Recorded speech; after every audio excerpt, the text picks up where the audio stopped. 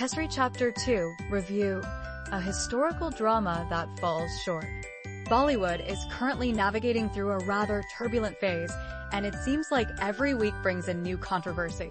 Just last week, we saw Sunny Deol demanding an apology from a Sri Lankan extremist in his film Jat.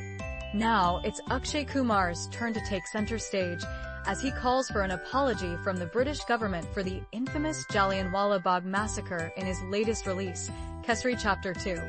While Sunny Deol's narrative was purely fictional, director Karan Singh Tyagi takes a different approach, bending historical facts to stir up nationalist sentiments and craft a heroic tale.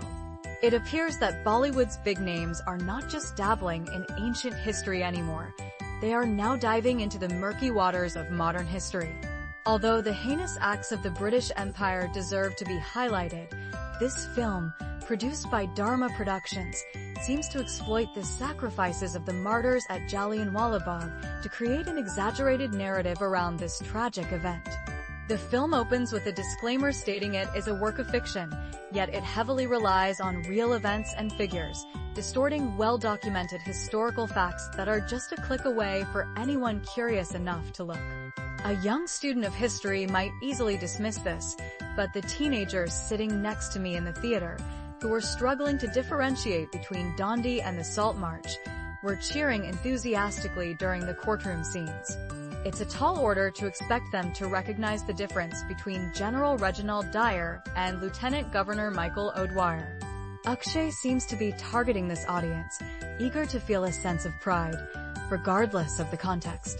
In this film, the details are clearly not the focus. In Kesari Chapter 2, Akshay Kumar dons multiple roles like a child in a fancy dress competition. While his intentions may be noble and he certainly gives it his all, his focus on quantity over quality is starting to dilute the essence of his films. This time, he portrays C. Sankaran Nair, a notable jurist who served the crown and was knighted for his contributions.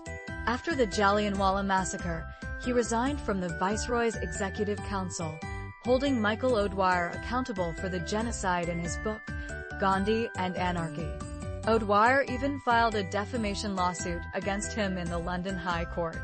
The film had the potential to delve into this high-profile case that exposed the empire's brutalities, but instead, Tyagi muddles the facts to create a narrative solely against General Dyer, the notorious figure behind the massacre.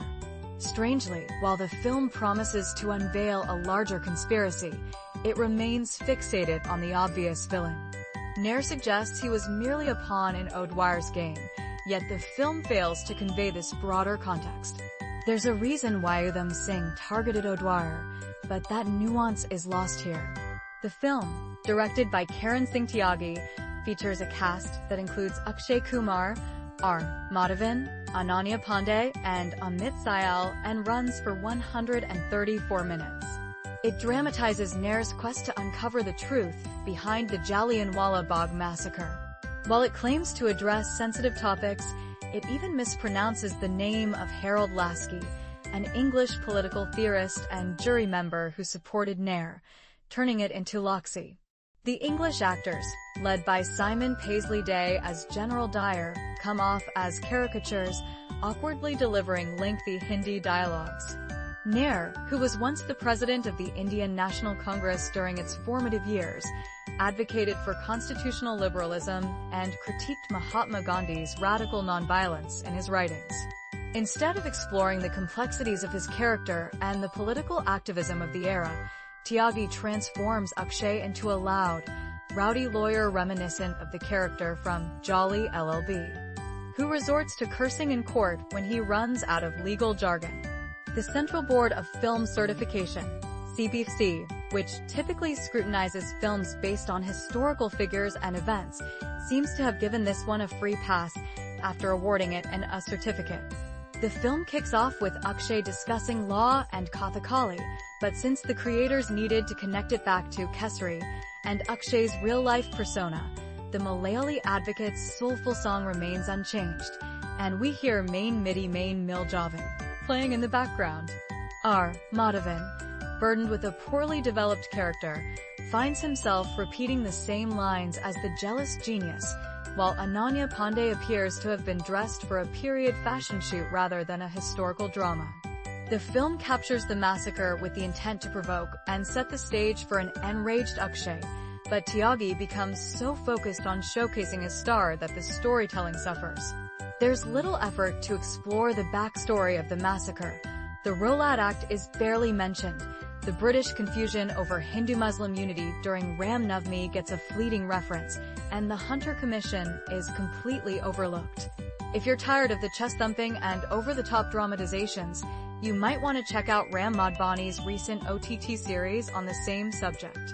It's also a fictional take, but it feels much closer to the truth.